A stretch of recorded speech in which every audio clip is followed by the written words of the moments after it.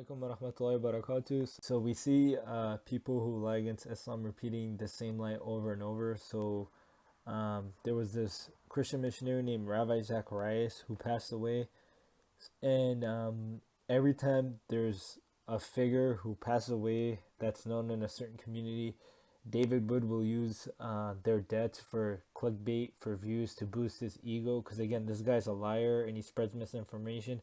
And then he also uses that video to get views to attack Islam.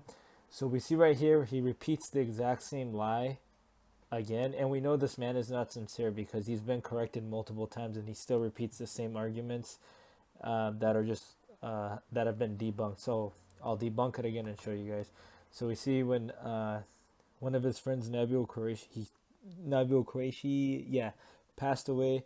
He did a video comparing the deaths of Nabil Qureshi and Muhammad, the Prophet Muhammad, peace be upon him. So we see he uses this argument saying, and if he had forged a false saying concerning us, we surely would have seized him by his right hand, and then we certainly would have cut off his aorta, his life artery. So the word here used is al-watin for aorta. So he uses the same argument again. He's literally repeating the exact same thing. So he does the exact same thing for his friend Rabbi Zacharias. So this is really easy to debunk.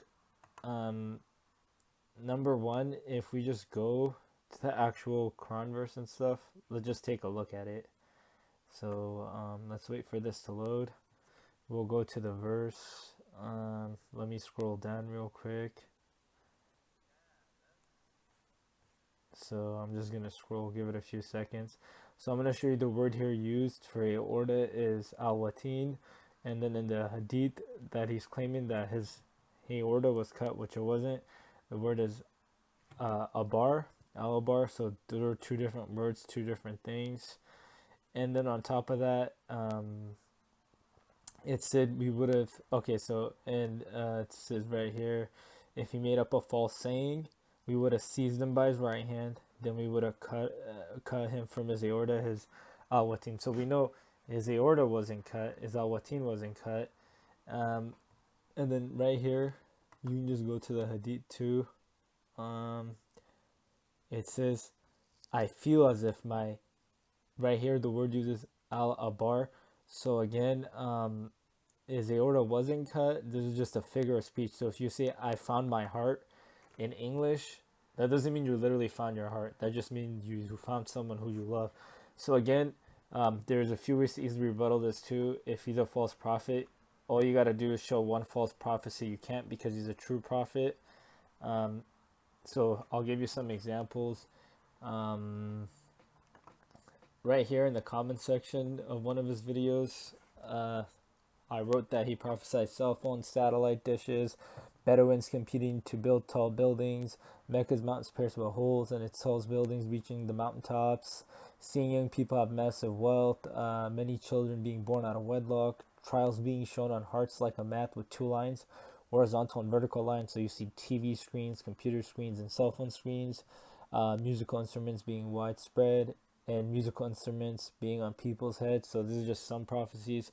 If he's a false prophet, all you got to do is show one false prophecy. You can't. And what's ironic is his aorta wasn't severed. Did someone go and cut it in a war or something or anything? No. And then he completed his message. If he was a false, so right here it says, this day, those who disbelieve, or actually, let me see. Oh, right here.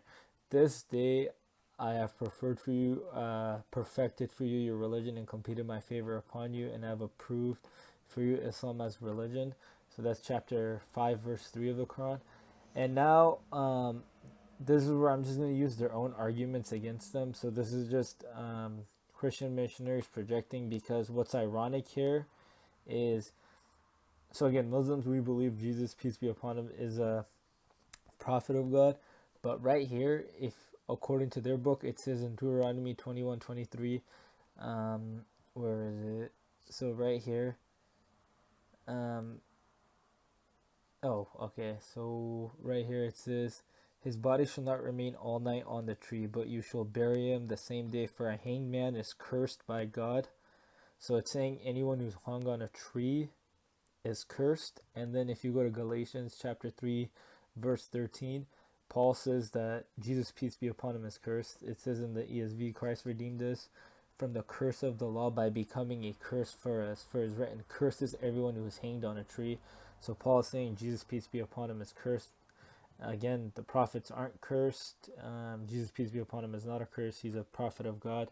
So we see, according to the Bible, he would be a false prophet because he was hung on a tree and cursed. And Paul said he was cursed, and he made false prophecies. According to Mark chapter 13, Luke chapters 9 to 23 to 27, and Revelation chapter 3 verse 11, it says, the hour, talking about major prophecies about the hour to pass before the generation of his disciples dies. So this prophecy never happened. It was a false prophecy. So according to the Bible, Jesus, peace be upon him, is a false prophet, but we Muslims believe he's a real prophet and that the Bible is corrupted. So again, he's just projecting and he's spreading lies. I'm going to end the video here, but just reflect upon this. I'm going to do an entire series on debunking these Christian missionary lies against Islam and stuff, because I noticed David was just been releasing videos where he's repeating the same lies over and over again. So I'm gonna end the video here, but just reflect upon this. Peace. إنما يفتري الكذب الذين لا يؤمنون بآيات الله وأولئك هم الكاذبون. They only invent falsehood who do not believe in the verses of Allah, and it's those who are the liars.